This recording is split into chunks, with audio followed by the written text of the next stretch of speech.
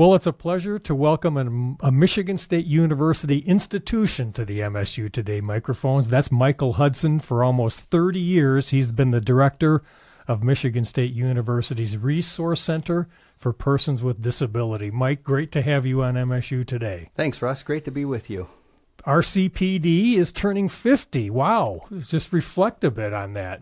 Happens in the blink of an eye, it seems. We've been working busily over the past 5 decades to help people maximize ability and opportunity, and that's the work of a great higher education institution like MSU.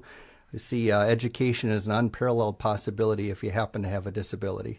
And Mike, so tell us more, what exactly is Rcpd? What's the mission? Yeah, we began back in 1971-72 academic year with a simple goal of helping people with disabilities realize the power of education to change their lives and to promote careers and lives of distinction. And so our Resource Center is intent on really maximizing ability and opportunity, helping students as they arrive at the university realize their challenges is simply that, a challenge and not a blockade to where they want to go with education. And how did it all get started back in 1971? One of the things I'm really proud of about this program is it started with a grassroots effort. It was people with disabilities saying, we think education is important to us and we would like to be fully engaged in it. So the founder of the program, Judy Gentilly, Judy Taylor Gentilly, began as a student herself as an undergraduate. She was a polio survivor and she used a wheelchair to gain mobility around campus. But MSU in the 1960s was an architecture built on an earlier time. The entrance to many buildings was marred with steps and stairways and pathways you couldn't necessarily use as a chair user. So her family got really invested in her and helped her, sometimes by lifting her up a couple stairs to get her into a classroom. Well, she envisioned for herself and other people that was really a lot more than needed to be happening and really could be something that the institution would fix over time. And so she went to work breaking down architectural barriers so that people with physical disabilities could access this campus and all it holds for them. And Mike, what are some of your roles and duties as director? Well, as director, I head a program that is consistent of about 20 professionals working to receive students as they arrive here at campus to figure out what they need to be successful in the way of accommodations, adjustments, and pathways around campus. And then we go to work helping students solve those problems. So identify the challenge, identify a path forward, and work to deliver things that will help them be effective. And some of the things we work with include technologies, so helping students become more independent with information access if they happen to have a visual challenge or a hard of hearing or deafness issue. If you have a mobility challenge, our work may look a lot to you like transportation work or finding housing that works well for you. And maybe it can be different things for different people. Learning disabilities, oftentimes those students will benefit from some of the same technology tools that blind students use to access content and reading. And you've started to even talk about it, Mike, but talk about some of the range of disabilities you assist with. About how many people are we talking about that you help? Our office works with approximately 3,000 students today. If you do the math on that, that's about 6% of the university population is identifying with our program. And disabilities today have really broadened. When I got started in the work, we worked with about 1% of the student population. About 420 when I started here in 1992. And that 1% was really consistent of the classic disabilities, the mobility challenges, the chronic health, the visual, the hearing. And as time went on, the population broadened. We started to understand the dynamic of learning disabilities, how some people learn differently or need different tools to really make the most of a reading situation or a writing situation. And then we worked and learned about autism spectrum disorders, how people sometimes have different social interaction capabilities and how we could support those students. And also the area of invisible disabilities now includes mental health challenges. So working with people who experience anxiety, depression, and other dynamics that make it challenging in some contexts of higher education. So a very broad audience now that is really calling on our program for assistance. And Mike, tell me about how you became involved in the program and what motivates your work in this field. Well, when I was a child, I was diagnosed with a recessive visual condition that was slowly destroying the retina in the back of the eye. And if you know much about the anatomy of an eye, the retina is effectively the film in the camera. And my film was deteriorating, so I was increasingly having trouble seeing. I could never see in the dark. And as I looked ahead, I would have blind spots that were developing. Didn't notice them right away, but they were there. They might cause me to bump into something I didn't think was there. And ultimately, they affected the way I could read. Large print for me became an essential. And then when the vision started to get worse, large print didn't work anymore. So I had to use technology like audiobooks and eventually computer technology. So my own experience with a disability kind of informed me about the way situations kind of can be hoisted upon us in a way that we don't expect it. We don't welcome it generally, but it's all about how we can learn to adapt to it that really turns out a success story in the end. So in my world, I knew that I needed to keep adapting as my vision changed and my disability evolved, and that education was going to be imperative for me.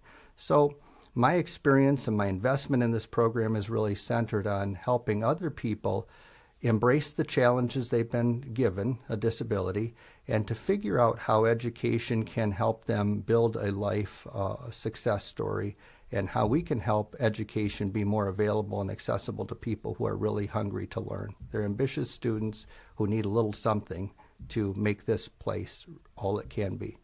And Mike, over the 50 years it's been existing and the 30 years you've been at RCPD, how would you say the mission has evolved over the years? Yeah. Well, our mission has evolved, and really how disabilities have evolved. So early on, we saw the physical needs. The curb cuts that we needed to put in the 1960s and 70s became the suppressor of barriers for some. Elevators, powered door entrances all became our initial work. And then as time moved along, we moved into transportation. How do we help people get around a fairly large campus? Technology became a player for us relative to deaf or hard of hearing issues. How could assistive listening devices or computer technology make captioning more available to people?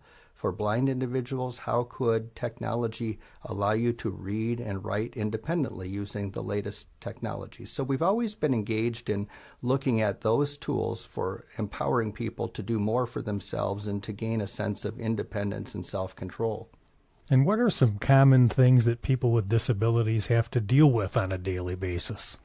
Well, depending on the disability you face, the challenges when you come to a big campus like this might be, well, understanding the layout of campus if you have a visual challenge. Where is something? Where is my class this afternoon? And so we've gone to work to develop technologies using smartphones to help students navigate campus more effectively. We built some tools. We have an app called the MSU Guide app, built right here on campus. Allows you to pull out your smartphone, point it in a direction, and know what's over there. Very important for blind and visually impaired students, but we learned also that it could help a whole lot of other students with and without disabilities. So if you happen to be new on campus, we realized for freshmen coming in, for parents who come to visit campus with their students, they too were a little disoriented at times. So our app actually turned out to be something we promoted to the masses, and an invention helping people with disabilities became an invention that helped everybody. And that's the kind of success story I'm always eager to develop with people, where we can do something that's uniquely tailored to meet a need, but it helps a lot more people. That's kind of the story of curb cuts. You know, we look back to the history of curb cuts. Everybody now with a skateboard or a bike or a stroller thinks they were developed to help them, but they started in a whole different way. But the value in it is when we can do this sort of work and it benefits everyone. Mike, are there some facts about persons with disabilities you'd like to reinforce, or maybe some myths you'd like to dispel? Well, I think if I think about what it means to acquire or to have a disability, one of the first things that comes to mind is most people just receive one without asking. It's something that comes. It's not like we have generations to figure out what this means. There's not a lot of historical backing in a family, so it just lands on you. And it's so how do we embrace the situation at hand it's probably nothing anybody's going to look forward to having, but when it happens, can you build a network and a partnership that helps normalize it, helps people realize there is a path forward, even in dire situations, and can we be part of that planning and that comprehension for individuals? So that's one of the things that people oftentimes don't think about the disability. It's a surprise, and how we deal with surprises is one of the things that education's really good at helping navigate, taking a challenge and making it that and not a blockade. And Mike, what's the correct terminology we should all use appropriately so? The pronouns are becoming important for all of us. And you had mentioned before about progressing from the word handicap to persons with disabilities, but talk about the correct terminology. Well, Russ, the power of the words we use to define ourselves is very important. When the program started in the 70s, the founders, Judy Gentilly, identified that as one of the core ingredients. How do we see ourselves would be shaped by the term we use to define ourselves. At that time, we talked about handicapped an awful lot. A lot of the legislation and other things were anchored to that word. They chose to put the person with a disability in the driver's seat on that, and borrowing from the idea of horse races and other things where you can assign the level of challenge to somebody, they chose the word handicapper. So that was our first roots of this program, and if you do the research on our history, you will see a title like Office of Programs for Handicapper Students. As we moved along and people began to understand disabilities more and legislation actually came, we had the Americans with Disabilities Act that passed in the 1990 era. And that brought the term disability to the forefront. And our university wanted to maintain the people first centered part of that. We wanted to leave people with a disability in control of some of their dynamics.